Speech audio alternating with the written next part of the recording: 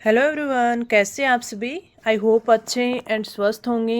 आप सभी का स्वागत है आपके अपने यूट्यूब चैनल लर्न विद प्रीत चौधरी में।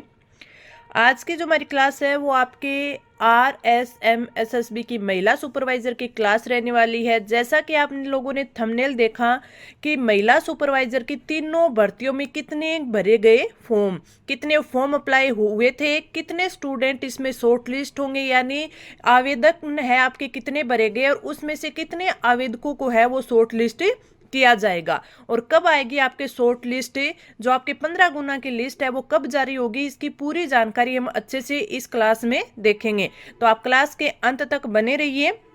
महिला सुपरवाइजर की जो तीनों वैकेंसी आपकी महिला अधिकारिता वाली, महिला बाल विकास वाली जो कि 209 पोस्ट वाली है और एक आपके 202 पोस्ट वाली जो कि आंगनवाड़ी कार्यकर्ता वाली है, वो इन तीनों की कोई भी आपको डिटेल चाहिए तो आप हमारे साथ जुड़े रहिए। आज हमारे चैनल को सब्सक्राइब कर लेना, साथ में हमारा जो टेलीग्राम चैनल है उसको जरूर ज्वाइन कर लेना, क्योंकि वहां पर मैं है वो तुरंत ही कोई भी अपडेट आती है वहां डाले देती हूँ। तो चलिए स्टार्ट करते हैं। सबसे पहले हम बात करते हैं आपके पर्यवेक्षक महिला अधिकारिता वाली भर्ती परीक्षा 176 पदों वाली। मैंने आपको पूरी डिटेल से बताया था कि जो आपके सुपरवाइजर महिला अधिकारिता वाली है और जो महिला बाल विकास वाली है, यानी जो कि आपके 209 पोस्ट वाली है और ये के 176 पोस्ट वाली है, इन दोनों में क्या डिफरेंस है, क्या इनके सिलेबस में डिफरेंस है, ये पूरी की पूरी अच्छे से मैंने आपको पीछे एक क्लास में है वो आपको समझाया था। कोई भी उसका डाउट है तो आप मेरे को उसमें कमेंट करके पूछ सकते हो। अब बात करते हैं कि इनमें कितने आपके आवेदन हुए हैं। 176 पोस्ट है, उनमें लगभग 1,14,000 आवेदन है वो मिले हैं और CET बेस्ड एग्जाम है, तो इनमें से रिक्तियों की 15 गुना के हिसाब से लगभग 3,000 आवेदकों को शॉर्ट लिस्ट किया जाएगा। अगर हम बात करें 176 पोस्ट की और इसका 15 गुना करते हैं तो लगभग ये 2640 होता है, 2640 होता है। लेकिन ये 3,000 आवेदक हैं उनको शॉर्ट लिस्ट करेंगे, तो आप ध्यान रखना, आप अच्छे से आपकी तैयारी है वो लगे रहना। परीक्षा है वो 7 सितंबर को होगी, तैयारी करें।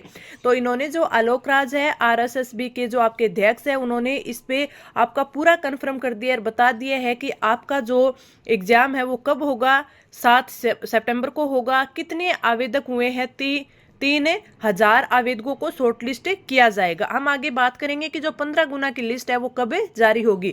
तो कई स्टूडेंट के डाउट आ रहे थे कि कितने इसमें है वो फॉर्म अप्लाई हुए हैं और कितने को है वो शॉर्टलिस्ट किया जाएगा। तो आप देख लेना, अगर 15 गुना के हिसाब से देखते तो 2640 हो रहे थे, लेकिन ये 3,000 आवेदकों को शॉर्टलिस्ट करेंगे। 1,14,000 आवेदन प्राप्त हुए हैं। एक चीज देखना, इसमें जो पोस्ट थी वो 176 थी, लेकिन अभी हम जो बात करेंगे आपके अगली वैकेंसी के बारे में, और अगली कौन सी है, पर्यवेक्षक महिला आंगनवाड़ी कार्यकर्ता, जिसमें केवल वही महिलाएं हैं वो फॉर्म अप्लाई कर किया है जिनके पास 10 साल का एक्सपीरियंस था। ठीक है, तो इनकी बात करें तो इनमें जो वैकेंसी थी, इसमें पोस्ट थी 202 और पदों के लिए 15,000 आवेदन है वो प्राप्त हुए हैं। इसकी परीक्षा है वो 22 जून को होगी और अच्छे से तैयारी करें। ठीक है, इसमें है वो CET बेस्ड ये एग्जाम नहीं है, यानी जिनकी CET जो फॉर्म अप्लाई किया है उनके लिए CET जरूरी नहीं थी।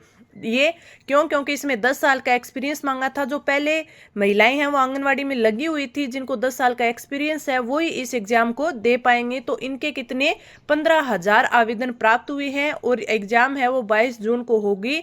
तो आप अच्छे से इसकी तैयारी में लगे रहें। पहले भी जब मैंने आपको कई दिन पहले है वो वीडियो बना के बताया था कि ये जो कौन कौन सी वैकेंसी है और इनमें है वो किस किस में आपकी CET चाहिएगा, तो उनमें कई एक महिलाओं के मैसेज आए थे कि मैम हमारी CET नहीं है, क्या हम ये एग्जाम दे पाएंगे। तो उस टाइम भी मैंने आपको बताया था कि इसमें CET है वो नहीं चाहिएगी, आप अच्छे से अपनी तैयारी में लगे रहिए।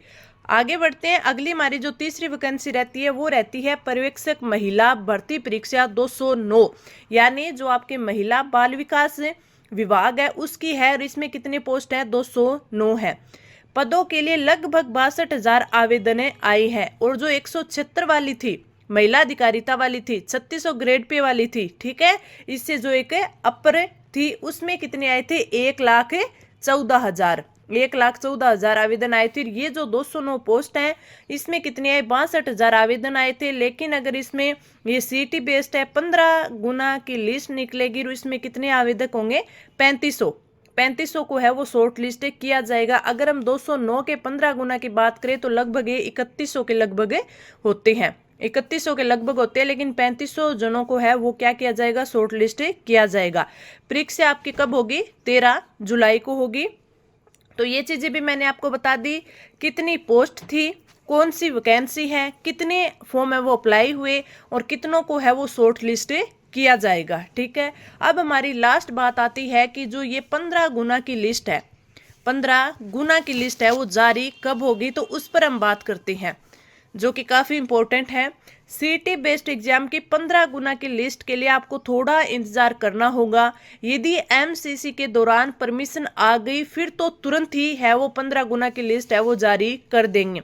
अगर नहीं आती है परमिशन तो आचार संहिता है वो समाप्त होने से 6 जून के बाद है वो क्या है, सीटी के जो बेस्ड एग्जाम की जो 15 गुना लिस्ट है वो जारी कर दी जाएगी। तो आप ये मत सोचो कि कब है इसकी लिस्ट जारी होगी, आप अपनी तैयारी में लगे रहो, आप अपनी तैयारी में लगे रहो। इसकी आप लिस्ट की बिल्कुल भी फिक्र मत करो। ये आपकी है कि पहले भी जारी हो सकती है अगर चुनाव आयोग ने इसकी परमिशन दे दी। अगर नहीं देता है तो आचार संहिता के समाप्त होने के 6 जून के बाद है वो कभी भी जारी कर सकता है। तो मैंने आपको ये दोनों तीनों सारे डाउट थे वो क्लियर कर दिए हैं।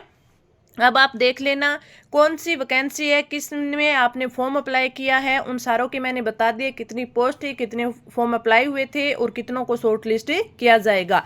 और आपकी जो 15 गुना की लिस्ट है वो आपके पक्का है कि 6 जून के बाद है वो जारी कर दी जाती है। हो सकता है आचार संहिता में भी जारी की जाए, लेकिन इसकी संभावना थोड़ी कम है। लेकिन 6 जून के बाद तो ये जारी हो ही जाएगी। तो आप अपनी तैयारी पर ध्यान देना। ऐसी ही जो नई अपडेट है वो पाने के लिए आज ही हमारे साथ जुड़ जाएं और हमारे टेलीग्राम चैनल को है वो जरूर से ज्वाइन कर लेना। तो चलिए अब मिलते हैं अगले क्लास में। धन्यवाद।